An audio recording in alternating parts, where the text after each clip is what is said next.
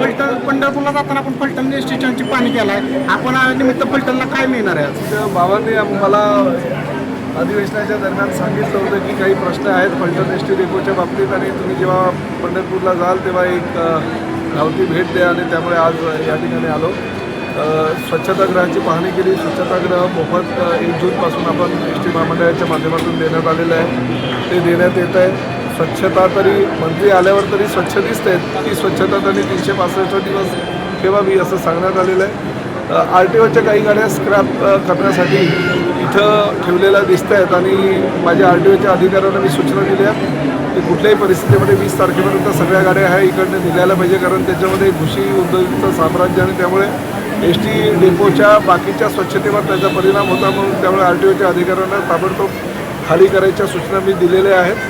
आणि हा S T depot जो आहे तो आम्ही PPP तत्वावर विकसित करतो आहे. आदरणीय पंतप्रधान नरेंद्रजी मोदी आणि देवेंद्रजी फडणवीस आणि एकनाथ शिंदे साहेबांच्या माध्यमातून PPP धोरण आम्ही आखतो आहे. त्यामध्ये हा डेपो जो आहे त्याचा समावेश करण्यात आलेला आहे. लवकरच त्याचं आम्ही या पुढल्या 6 महिन्याच्या आत त्याचं कामही चालू करू. प्रामुख्यानं बसेस ज्या आहेत ते वर्दळ मोठ्या प्रमाणात, प्रवाशांची संख्या जास्त आहे पण बसेस कमी आहेत अशी मागणी मला अधिवेशनाच्या दरम्यान बाबांनी पण केली होती, आमच्या काही पदाधिकाऱ्यांनी पण केली होती. आणि त्यानुसार ऑगस्टच्या शेवटच्या आठवड्यामध्ये किंवा सप्टेंबरच्या पहिल्या आठवड्यामध्ये 15 बसेस मी देतो.